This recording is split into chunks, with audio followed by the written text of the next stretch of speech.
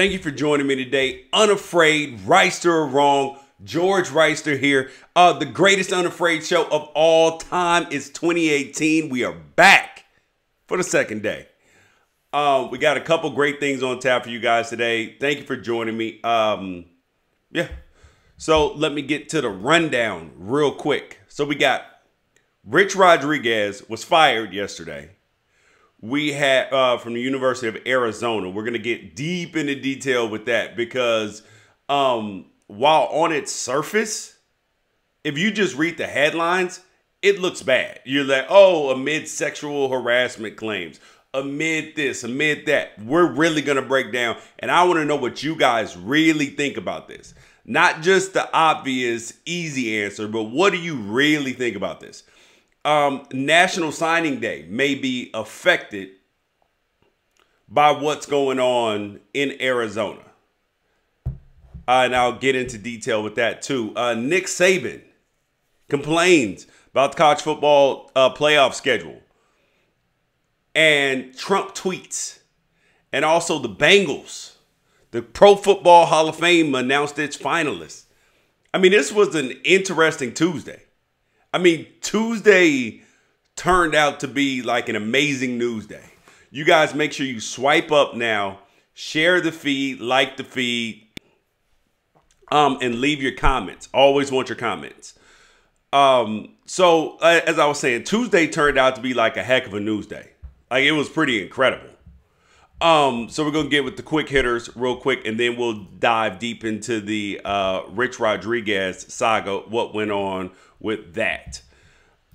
First of all, I want to say Buffalo Bills fans who I told Tyrod Taylor is a good enough quarterback to win a Super Bowl.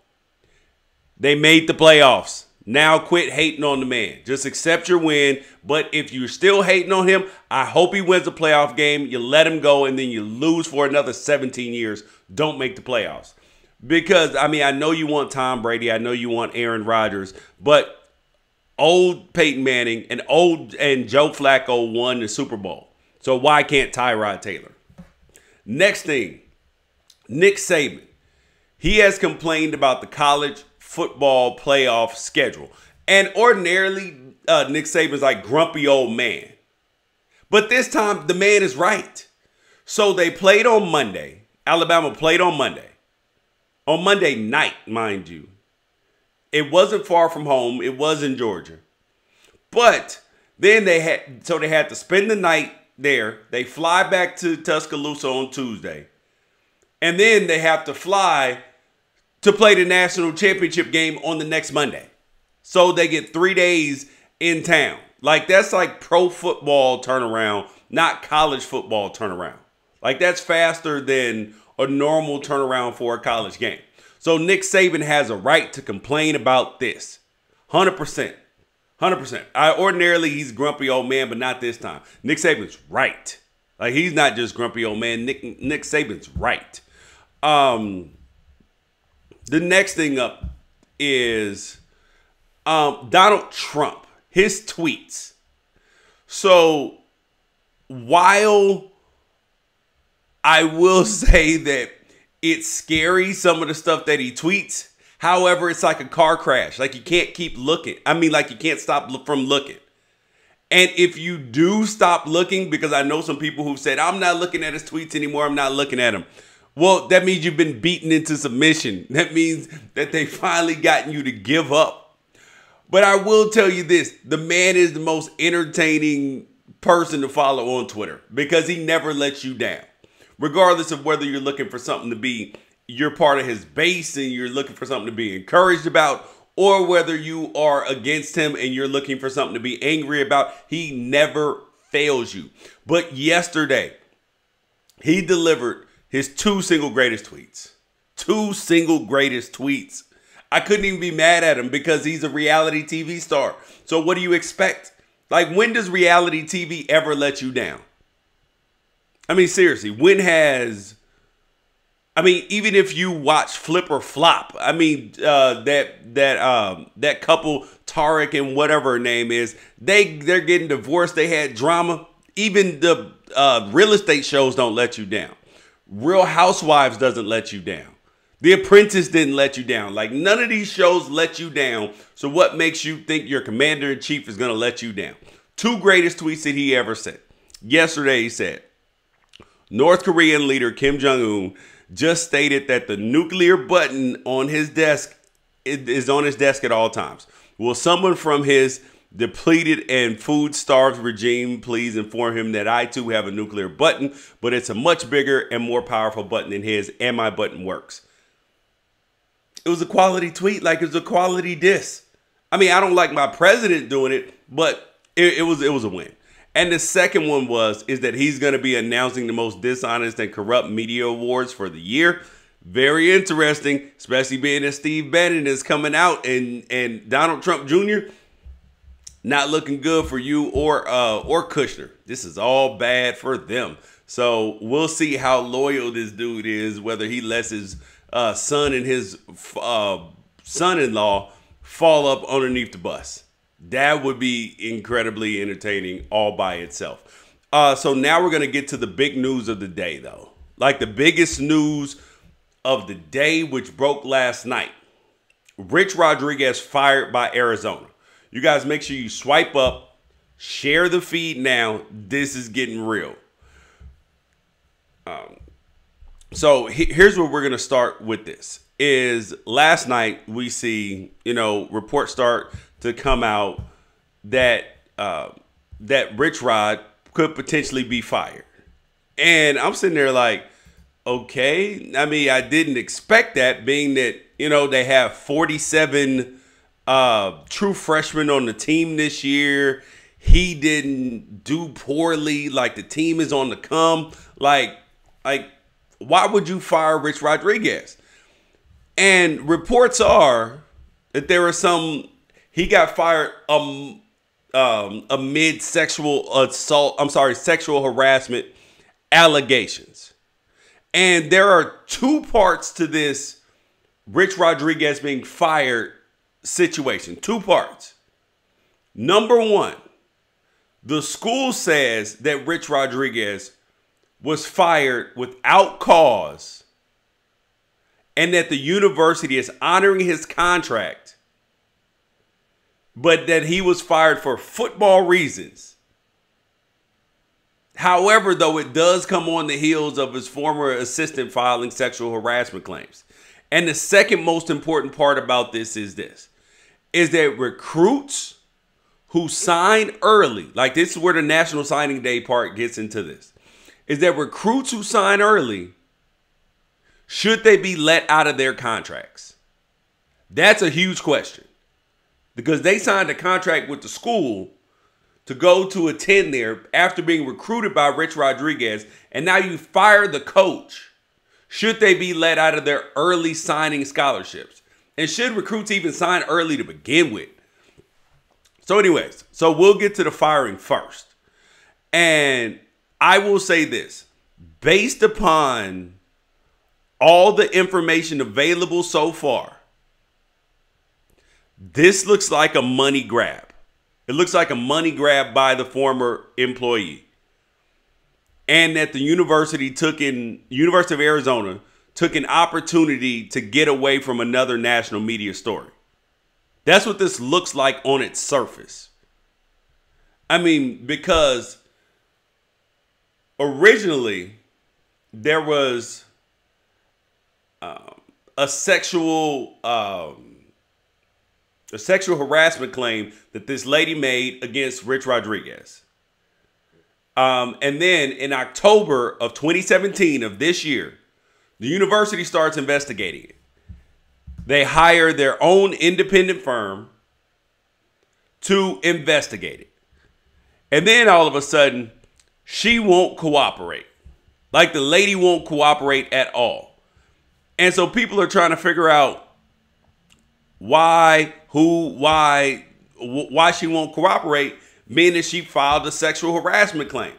So here is where it starts to look funny. Is that so she wouldn't participate. So she wanted something to be done, apparently, but then she won't cooperate with the investigation But then she files a $7.5 million lawsuit. And here is what she alleges in the lawsuit. Is that from the snippets that we have so far, that she had to walk on eggshells at work because of Rodriguez's volatility and sheer power over the department. And that he would call her at all hours of the night to change travel plans or deal with Rodriguez's personal emergencies. And in the claim, she said that she became increasingly troubled by Rodriguez's actions over the past year, and she suffered migraines as a result. So, Rich Rodriguez had an affair. Like, this is true. He admitted it. Like, there's nothing there. There's nothing to see there. So he admits to having an affair. But then you turn around and see this lady, like there's no sexual harassment in anything that's been said so far. Does he look like a man who was having an affair and was trying to cover it up and had his assistants help? Yep, 100%. 100%. So there are some people who believe that you should be fired for this, that you should be put in jail for affairs, whatever it is. However, the sexual harassment claim, based upon what is out there so far, looks like a money grab. It does. It does, because the man passed a polygraph, apparently. They hired an independent firm who did a 10-week investigation, and the man still gets fired. Was the University of Arizona correct in firing him? That's the question. Because you know he's probably not going to sue because he is getting paid the rest of his $6 million plus another, I think, $3 million bonus as well. Like, so they're going to honor the terms of his contract. So that means he wasn't fired with cause because the investigation came up clean based upon the evidence that they had. So how on earth, this is one of the troubling things with just assuming guilt. Like, with just assuming guilt because somebody makes an allegation. Is Rich Rodriguez wrong for cheating on his wife? 100%. Are there consequences to pay for that? Yep. Yes, there are. Like, whether it's personal, professional, whatever it is, there could be some consequences. However, though, at the point in time where somebody makes an allegation against you, that doesn't make it true. And should you be fired from your job just because of that? No. That you have to substantiate claims. You have to. And the claims that this lady has made, saying that he was intimidating in the workplace, wanted him to cover up his affair, lie to his wife, all that constitutes bad guy, like immoral person for what he did, but it doesn't equate to sexual harassment. You guys make sure you swipe up, share the feed, continue the conversation. And I'm going to tell you why the University of Arizona fired Rich Rodriguez. They fired him because they have already been dealing with 2 sexual assault cases in the past year. The men's basketball team is currently being investigated by the FBI for ex-assistant coach Book Richardson for paying recruits. And then here is the one that got Rich Rodriguez. Is they had a track and field coach, a former track and field coach named Craig Carter. He's facing multiple felony charges. Let me tell you what this dude did. Interesting that this happens with Rich Rodriguez because I literally just saw this on Dateline. And people might say, oh, why are you going to say the lady's name, Bailey Gibson? She did an interview with Dateline. Like, she did a whole hour-long show on this. So everybody knows who she is. Like, let's not act like that's not the case. So Craig Carter was the former track and field coach at Arizona. The dude is facing multiple felony charges. Multiple felony charges because of, he's facing multiple felony charges for his dealing with a student athlete. Student athlete. Here is what she did. So here's what happened. I don't remember whether she was from Utah, Wyoming, Montana, Idaho, somewhere around there. So she called Craig Carter drunk at a party. He was an assistant coach on the track team. She called him up. Here are the actual facts. Like, this is not up for interpretation, regardless of what she said, he said, whatever it is. She called him drunk at a party. She was a thrower. They had sex. There was pictures. After this, they continued a sexual relationship for years. There was sexting. They were seeing each other, did it on campus, all of this. She says it was that she was coerced and she was kind of forced to do this. He says that they were in a relationship. This dude was getting ready to leave his wife. All of these things. So she goes to go break off the relationship with him. He ends up upset, saying that she used him, manipulated him, all this. And he threatens to kill himself and her. And that's why he's facing the multiple felony charges. So that's why Arizona fired Rich Rodriguez. They fired Rich Rodriguez because of this dude. They didn't fire Rich Rodriguez because of what he did. And when it came to the Arizona assistant, she wasn't sleeping with Rich Rodriguez. It was somebody else who was sleeping with Rich Rodriguez. She was having to cover up for it, but then was saying that Rich Rodriguez forced her to do it. I mean, was sexually harassing her. No, that's not sexual harassment. Should he have been doing that? No. Should he have been doing it? Absolutely not. But we can't sit up here and act like that this was sexual harassment. I mean, I just don't see it. I mean, I just do not see it in any way based upon the evidence that we have seen so far. It's tough, though, in a day and age when you can be accused of stuff regardless. So to go back, to catch you up, if you just joined in, Rich Rodriguez was fired by Arizona. Fired without cause. And the university's honoring the rest of his contract. But they're saying it's for football reasons. No, it's not for football reasons. It is because she filed a $7.5 million lawsuit and you already have stuff going on. Because you hired Cohen, Arizona hired Cohen, Down, and Quigley to investigate the sexual harassment claims. An independent law firm. They came up with nothing. The lady wouldn't cooperate despite sexual harassment allegations. So she said it, but then wouldn't do it. That doesn't make any sense. But now she wants $7.5 million? Yes, there's only one reason why you want that. I mean, come on. But I will tell you this. Rich Rodriguez screwed up. Oh, man, he screwed up bad. When he made one particular statement on Twitter. So he tweeted out that he's going to vigorously fight these fabricated and groundless claims. Which is, okay, fine. No problem with that part of the statement. But here is where he made the guilty, like the guilty man statement. Because everybody that's made this particular statement, it seems like ends up found guilty. Like that they end up getting jammed up behind this and it found out that they're lying. He says, I'm not a perfect man. Don't start with that. Do not start with the I am not a perfect man. If you do, it's like saying real talk. I probably won't trust you. I'm not a perfect man, but yeah, that's not good.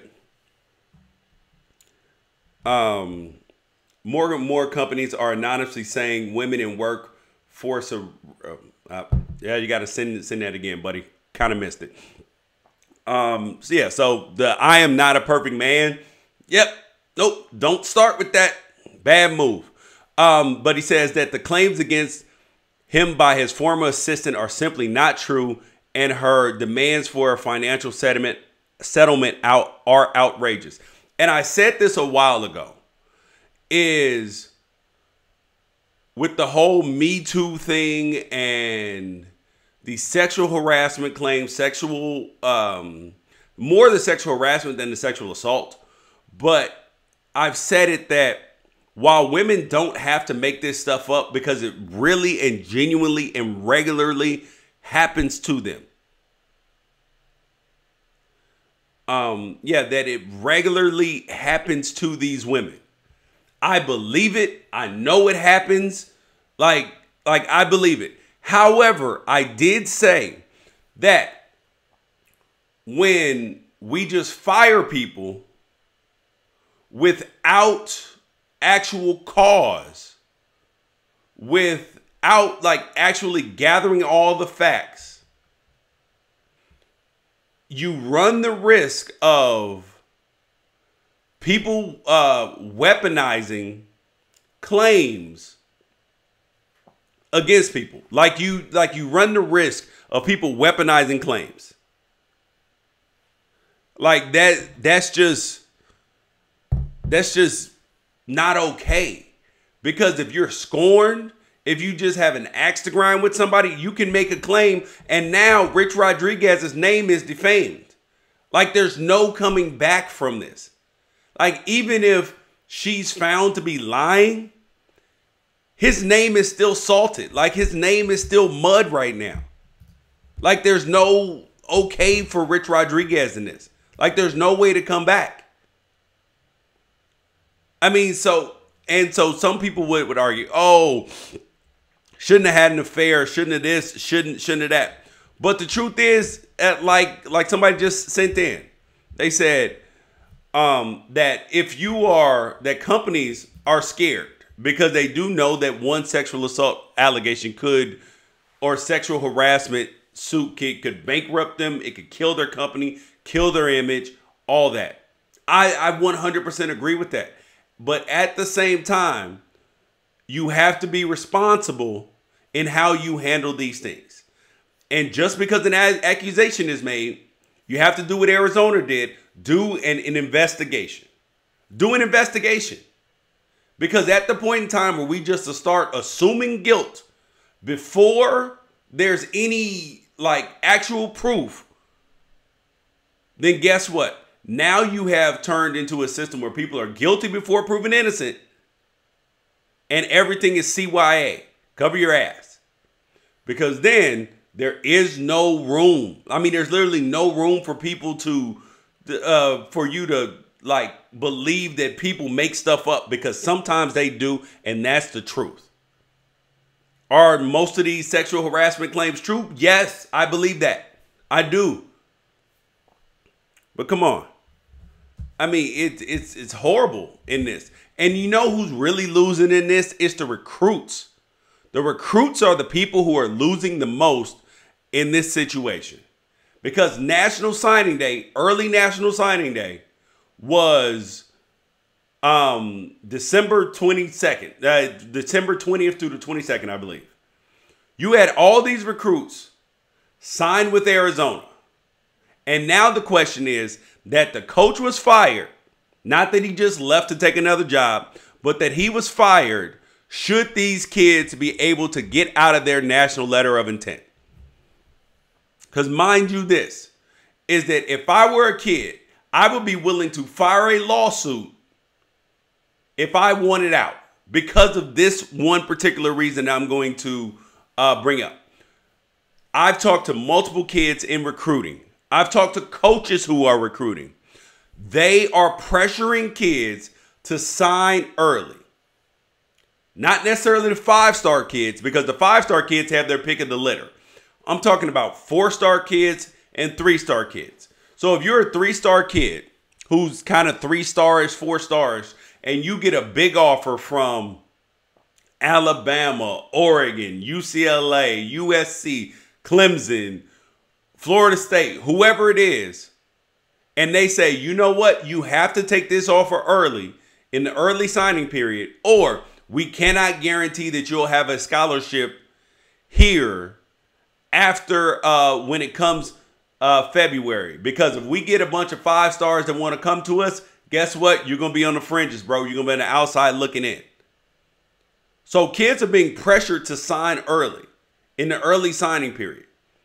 And then a coach leaves to take another job, or a coach gets fired after the December 22nd date Of course they should be let out of their scholarships. But are they going to do it? Probably not.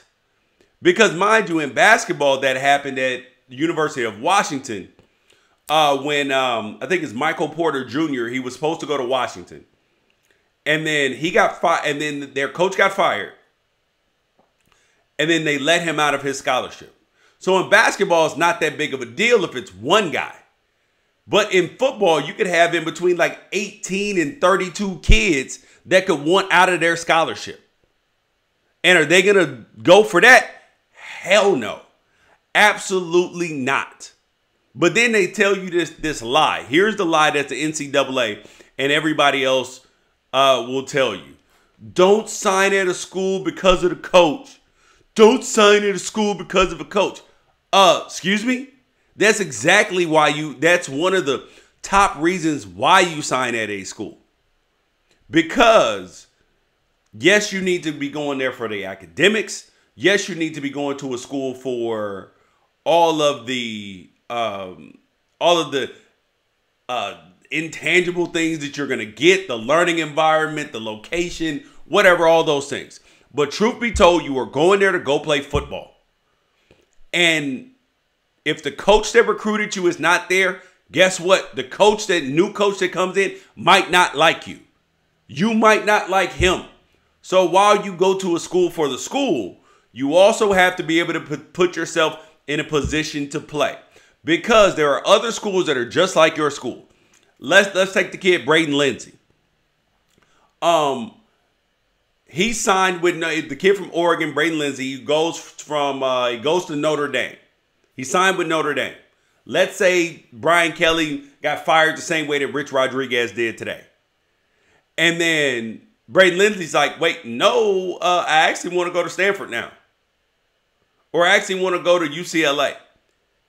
Because academics are important to me. Academics are important.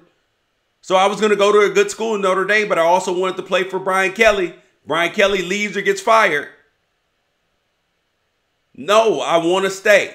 I don't want to stay here. I want to go to Stanford. I want to go to UCLA. Get a good education as well. There are other options besides the one school. So while coaches can leave, coaches get fired, all of this stuff, then they turn around and tell the kids that they must honor their commitments and their contracts. Garbage. And the other thing that's kind of whack and kind of jacked up about this is that the committee is that people have talked about there being a clause in the national letter of intent that there would be a clause in the national letter of intent saying that kids could get out if a coach left or was fired after the early signing period. And while that sounds like a good idea, initially they said that it did not come up in conversation. However, one conference commissioner did say that an out clause did come up in discussion, but they needed to see how it worked out and if it warranted further examination. You knew that from the beginning, that it was a jacked up rule. And you knew that. And then here's the other thing. Here's college football's dirty little secret. I'm going to tell you college football's dirty little secret that they don't want you to know about. That the coaches, that the television, that everybody doesn't really want to talk about is that there's glamorized new coaches going in. I've praised Scott Frost for leaving UCF and going to go lead Nebraska. He's going to be a great coach, going to do well, all of these things, right? Whether it's him, whether it's Willie Taggart showing up at Oregon, Willie Taggart leaving Oregon to go to Florida State, whether it's Jimbo Fisher leaving Florida State to go to Texas A&M, whatever the thing is, here is what happens when new coaches come into programs. Here's exactly what happens. The new coaches, even when they're interviewing for a job or considering a potential job, they get a roster breakdown from whether it's writers or analysts that are close to the program, hooked up by their agent. They get a roster examination. That's to let them know the recruiting situation, the scholarship situation, and the reputation of the kids. the kids that aren't going to fit your system, the kids that aren't going to, who have attitude problems or whatever, and that you might want to force out. That's the secret, is that when new coaches come into programs, not only do they bring their guys in, their assistant coaches and all this stuff, no, they force kids out. And you know how they force them out? Because you can't just tell a kid, because it's not technically professional sports. It's still amateur sports, even though everybody knows they're treated like professionals. Here's what the coaches do. They come into the program and they tell kids, you know what? You can come here. You can stay here, try to compete, whatever, but you're probably not going to see much playing time right here. And it might be good for you if you like to. If you want to, you're more than open to explore other opportunities elsewhere. Or we got this medical retirement for you, which you can still go to school, get your school paid for, but we need that scholarship back though. We need that one of those 85 scholarships back. So you're not on the team anymore, but you can still go to school for free. So that's how they push these kids out. New coaches come in and they know that they're on a short leash. So I'm not mad at the new coaches for that, because it's part of the system. Because I'll tell you this, which I've heard multiple coaches say, is that I love my family more than I love you. So I am going to do what is best for my family. And being that coaches are on a short leash now, guess what? That means you got to go. I'm going to be upfront with you and say you're not going to play because I think I can find a better guy out here, better than you, and you're eating up one of my scholarships. That's essentially what they're telling the kids. So when kids are forced to sign early, when kids are pushed out of programs, coaches leave, come all the time, why on earth would you want to honor that deal if you're a kid? I mean, it's the most one-sided deal in sports. The most one-sided deal in sports. You are the commodity. You add value to the university. They lock you in. Everybody else makes money and gets paid except for you, and you're bound by your contract despite everybody else breaking their contracts. It's insane. I mean, like, how can we make sense of this? How is this okay? Like, it's not. It's not in any way okay. And Rich Rodriguez, I'll tell you, the deal with Arizona, the kids, the recruits are getting a bad deal. It looks like Rich Rodriguez is getting a bad deal based upon all the information available. It looks garbage. I'll tell you that. It looks just garbage. The next thing up is yesterday it was announced that the Cincinnati Bengals were going to give Marvin Lewis a 2-year extension. My initial, response to that was to laugh. I was like, how in the hell did this happen? And then I will tell you, I thank you guys. I asked you to respond in memes, and you did. You came out in droves. You guys showed up in an amazing way. If check out the tweet. It's on my Twitter. It's in my likes. I asked you guys to respond to the Marvin Lewis hire in memes, and you guys did it. You guys were amazing. It'll give you 5 minutes of entertainment. What a day, though, for the Cincinnati Bengals to release news that people were going to find very unpopular and be killing you about. They released it on Tuesday, and they had no idea Trump was going to tweet these things. They had no idea Rich Rodriguez was going to end up getting fired. The Pro Football Hall of Fame announced its finalists. I mean, this was pretty amazing for the Cincinnati Bengals. And how do I feel about it? I'm absolutely fine. I am 100% fine with Marvin Lewis getting a 2-year extension. Because if 7-9 Jeff Fisher, who's former Titans and Rams coach, thinks he's getting another head coaching job, hey, why not keep Marvin Lewis? Because it makes sense. There are 6 head coaching jobs open in the NFL right now. The Lions, the Raiders, the Colts, Cardinals, Giants, and the Bears. 6 head coaching jobs open. All of them better than the Bengals. So that means that you're probably going to have to pick the 7th best available head coach. You might as well keep Marvin Lewis at that point in time. If there were only 1 or 2 other head coaching jobs open, yeah, maybe you let him go. But when 6 of them are open, nope, not firing him. But I will say, in fairness,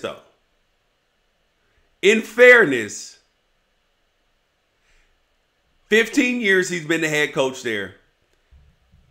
He's had 6 10-plus win seasons. 6 plus 10 win seasons. I'll get to your comments about the NCAA in just a second for Facebook. And the Bengals, I mean, think about what the Bengals were before Marvin Lewis. Even though he has no playoff wins, yes, they had been to the Super Bowl twice and lost. But they had only had 6 10-win seasons in their history, like since 1968.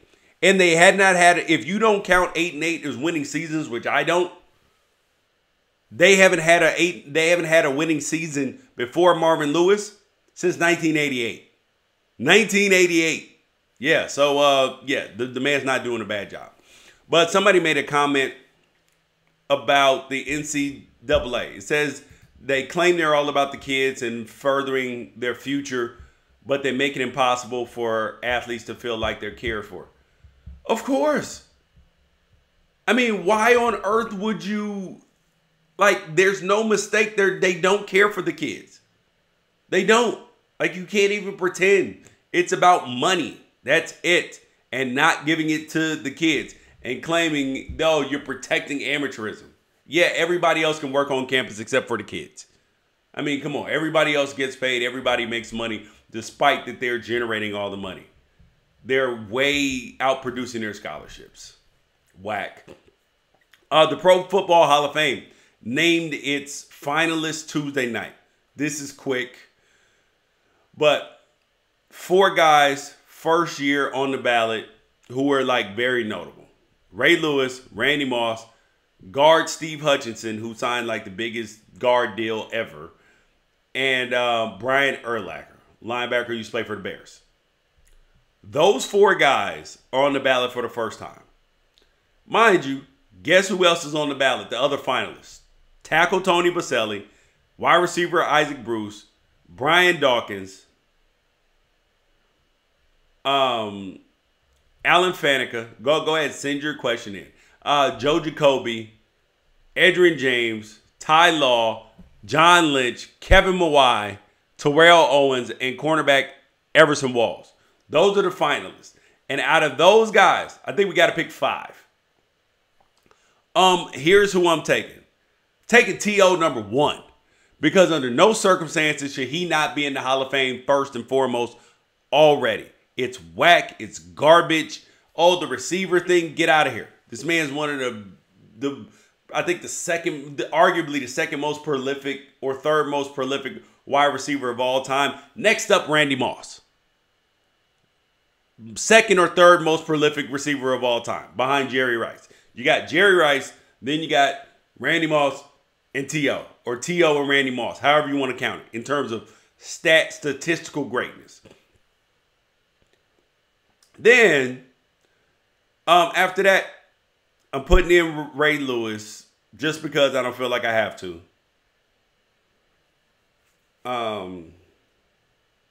Wait, what?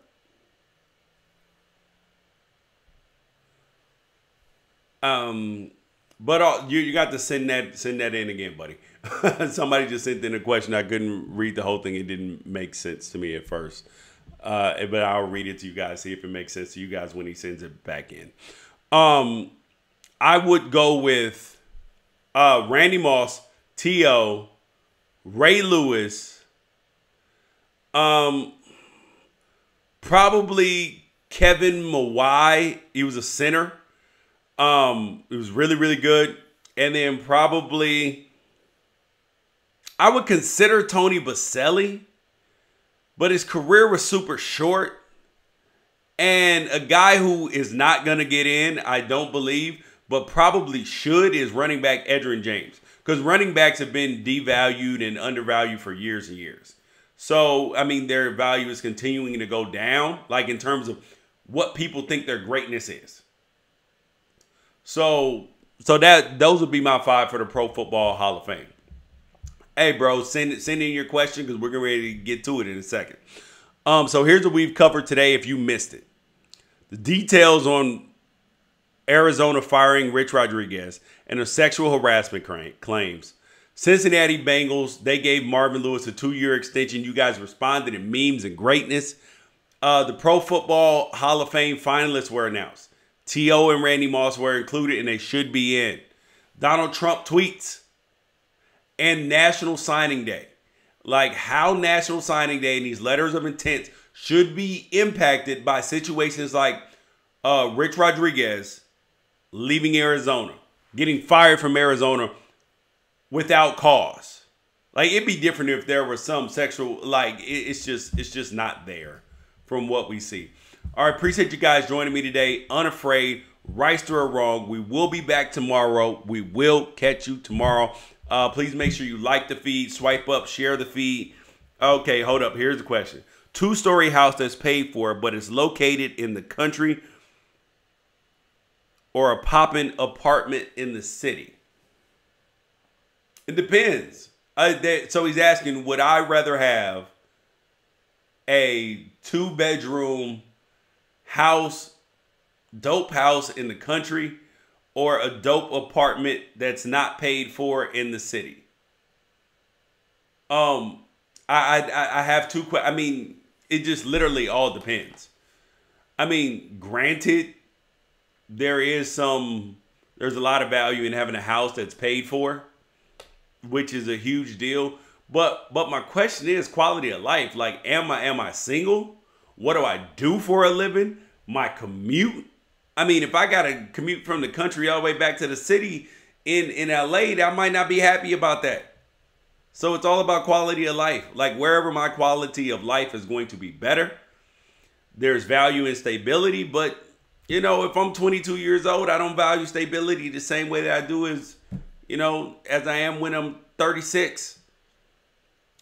And in terms of real estate, owning real estate, yes, it's good on your tax write-off. Well, it used to be good on your tax write-offs if you were in California, but not as much anymore for a home because it's not run like a business, like if you own commercial property in a apartment building or something like that.